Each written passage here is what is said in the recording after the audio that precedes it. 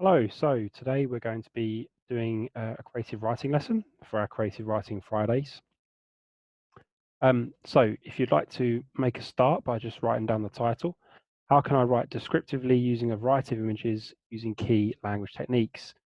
So just while you're writing down the title, I'll discuss the driving question.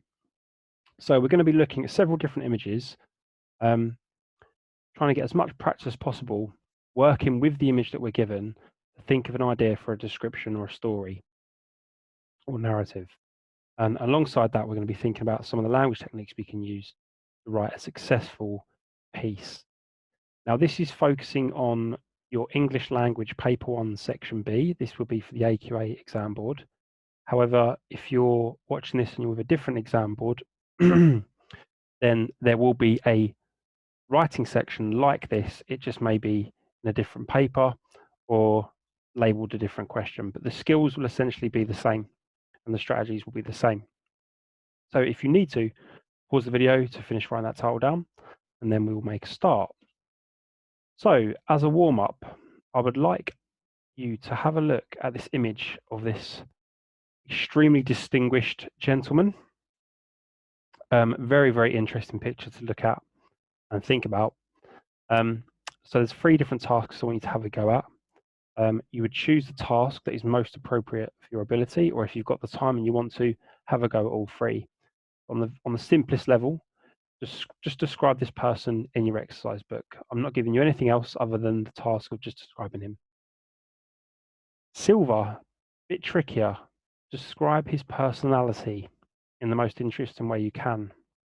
And lastly, describe the life he's lived in your exercise book. Now, one of the traps you might fall into when doing this is to give a very simplistic description of that.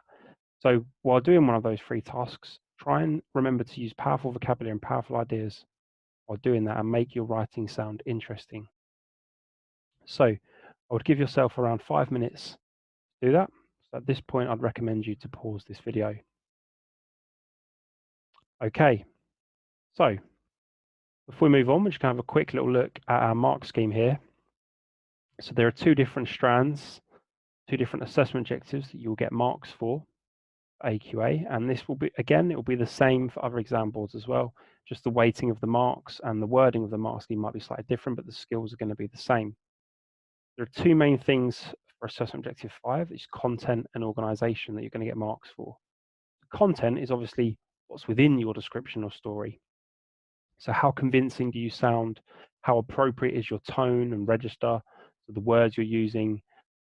Vocabulary is massively important, probably the most important aspect of this. So is your vocabulary appropriate? Are you using extensive vocabulary? Are you really thinking about every single word you're using and making sure it's the right word choice or phrase choice? And along with that, obviously making sure you're using language techniques. I cannot emphasize how important it is. Use them where appropriate. And the second thing you're going to get marks for is how well organized your work is. So how well have you thought about beginning, middle, and end of your piece? Remember, you're only going to have an hour. That may vary with other exam boards, but for AQA, you have an hour to write this particular piece. Slightly less if you're going to devote more time to the first section, but you're looking at between 45 minutes and an hour. So within that time, how well can you actually structure your response? I'd certainly recommend always planning. A lot of students I speak to and have taught over the years have a disdain for planning or don't enjoy it or don't see the benefit. But I can promise you just 5 minutes planning out your response, a beginning, middle, and end, a structure can certainly help you flesh that out in that time that you've got, and rather than just sort of winging it and going with whatever's popping into your head. And in the mark scheme, if we have a little look here in the top band, so the top students are going to have a highly structured and developed piece, and that's why I recommend planning with complex or complicated ideas that run through that. So there's a clear narrative or clear idea running through. And one of the dangers if we focus on just doing a descriptive piece is sometimes you can lack a structure because you're going from one description to another. So a little bit of confusion that pops up around this question is in regards to what you're getting marks for. Is it a story or is it a description? Do I do one or the other? Think of it like a real piece of fiction, books that we read throughout our lives, Harry Potter, Goosebumps, whatever.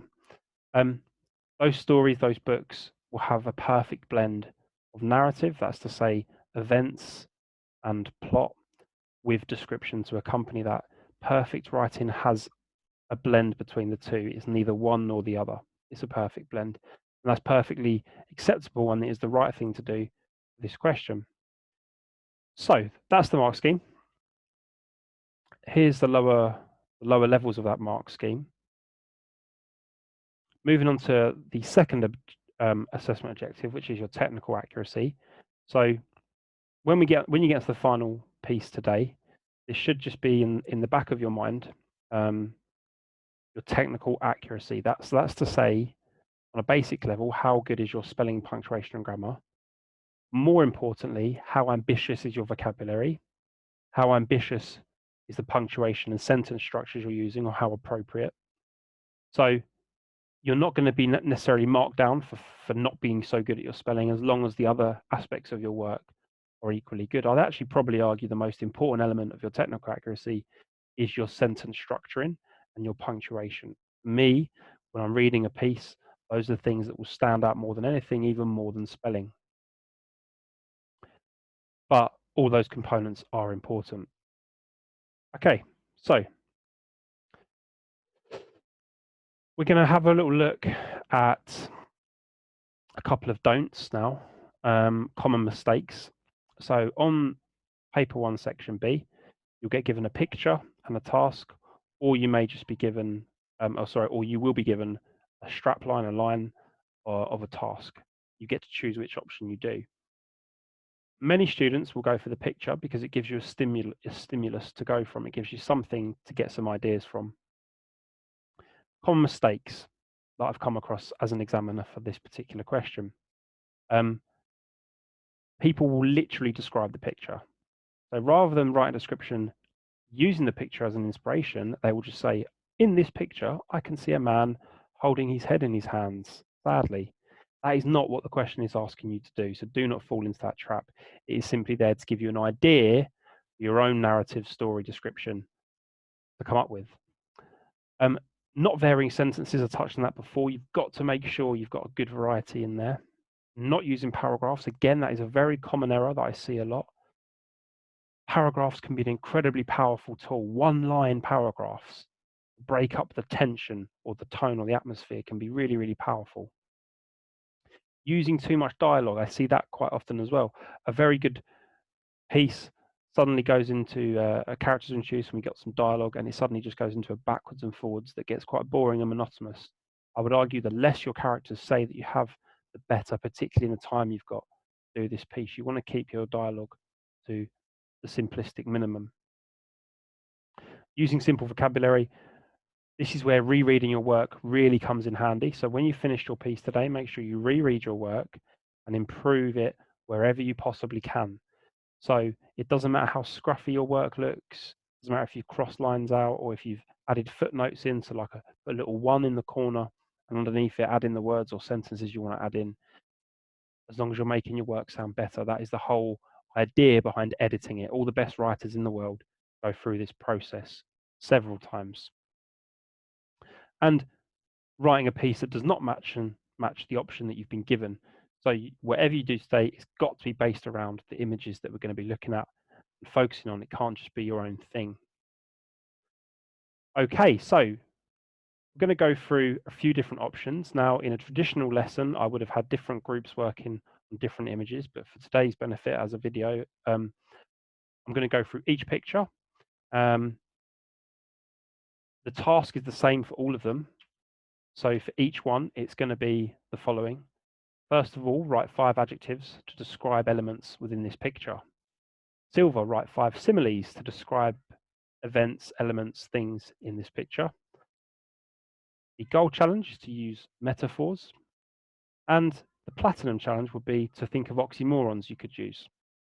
Now, the reason I've put oxymorons as a platinum challenge is because they can be really, really powerful using juxtapositions, contrast, and oxymorons can really make your work sound powerful and bring something to life for the reader. In a sense, with the time you have for this, the more over the top and powerful your work can sound, the more interesting it's going to be for the reader for a short piece. So the first image, we've got this beautiful looking beach here. Now I'd recommend you pause the video here if this is the one you want to focus on. And when you're ready, resume onto the next task. You can work your way through every image if you want, if you've got the time, but I'd recommend just choosing one and completing the tasks down in the bottom left here. Okay, so option 2 is this fun fair. Again, I'd recommend you pause this video now if you want to do this option.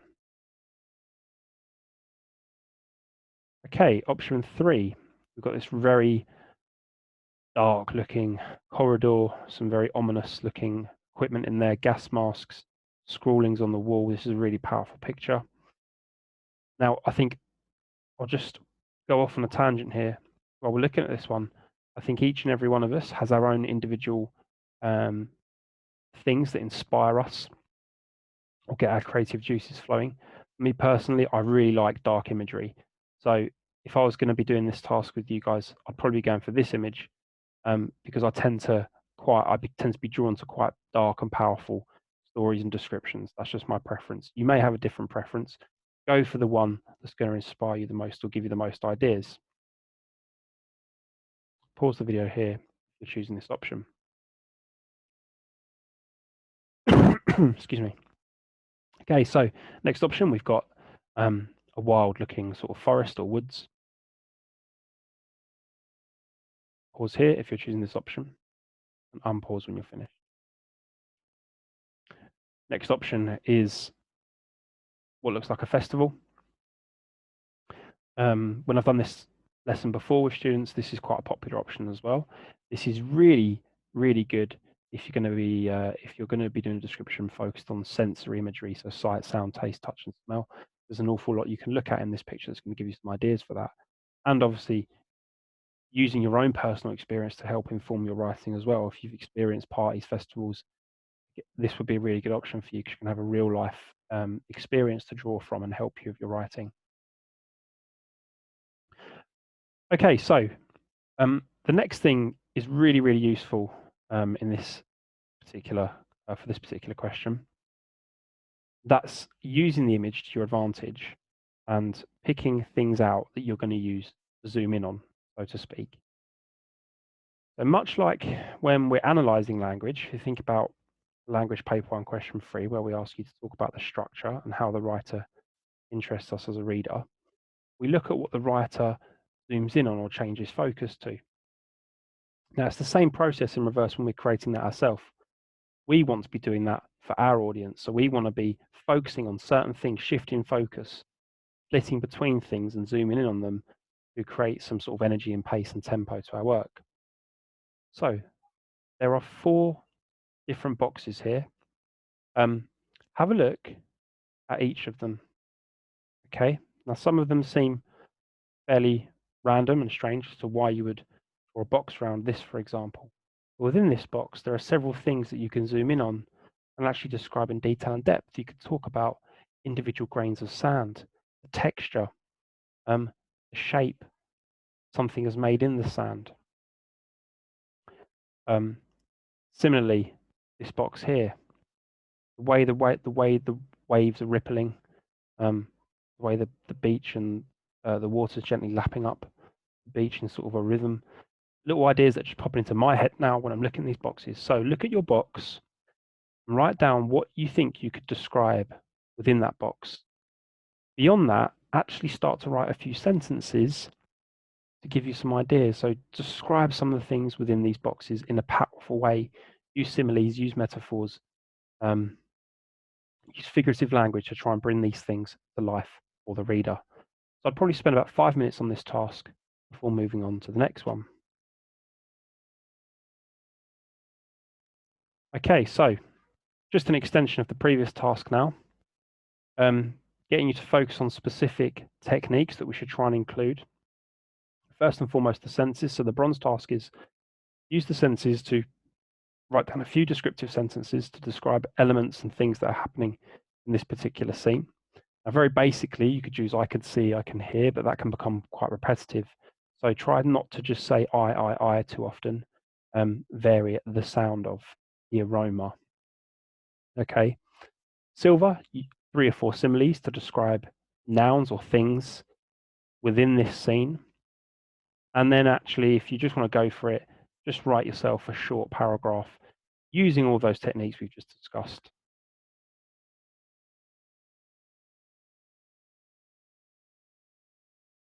Okay, so the main task now.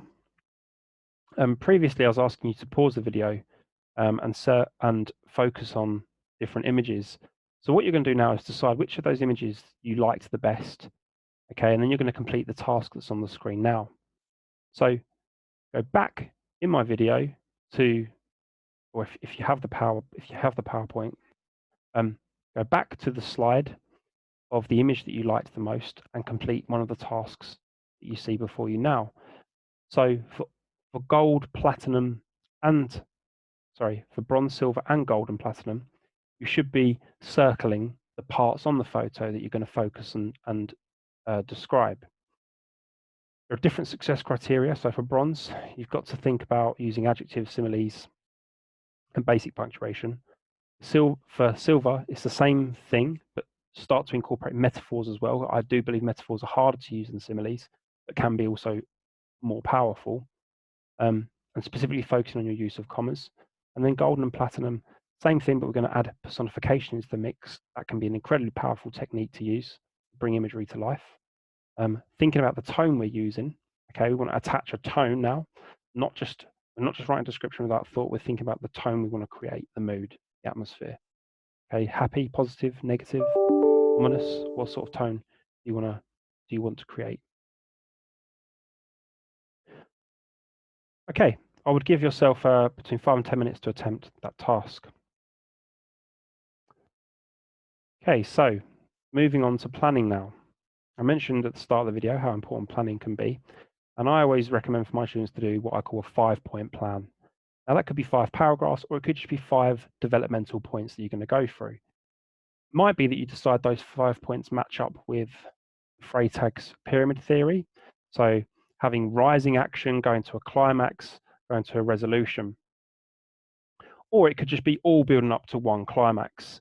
But there has to be some form of development within your piece. It can't just be the same tone or atmosphere the whole way through. There needs to be some variety. It needs to be building towards something, or even starting with a big climax and going backwards from there. But there needs to be some form of structure, either going up or down the pyramid. Here's a basic plan I've done, the picture in the background. So set the scene. I then might decide to zoom in on the beach and the people on that beach. I then might move on to the buildings and the people that are walking past them. And with that, this is a very basic plan, by the way. With that, I would be really ideally wanting to think of other things that are happening there. Is there some sort of event? Is there something building up? It could be there's maybe a storm that's building or brewing in the background on the horizon, or there's some sort of commotion. I want something that's going to provoke some form of conflict within my short piece. Okay. So just before you move on to actually starting to write your piece, you should do your 5-point plan. So based on the picture you looked at before, create a 5-point plan for yourself. One final task you can do to really help you is to create a senses plan. That's just going to ensure that you're remaining descriptive throughout your piece. So sight, sound, taste, touch, and smell. Complete this table with words and ideas and even phrases that you're going to use in your actual final piece. Don't just mention basic things, so the literal things, so I can touch the wall. Give more detail than that. So what type of wall is it? The hard wall, the coarse wall, the fractured wall. Try and be specific to give your writing or your planning more flesh behind it. Okay, moving on. The main task. So I would recommend giving yourself, if you want to treat this as an actual exam practice, you should give yourself around 45 minutes. you've had your planning time already. If you're just treating this as a one-off lesson, just a practice, then just focus on doing 1 or 2 really powerful paragraphs, around 20 minutes worth writing.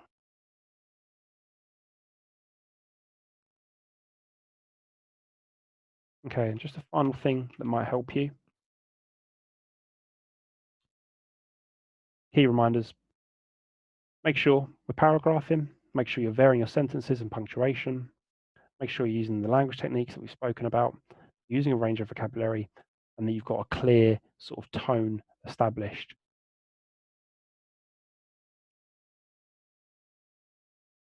Okay, that will take us to the end of this particular lesson.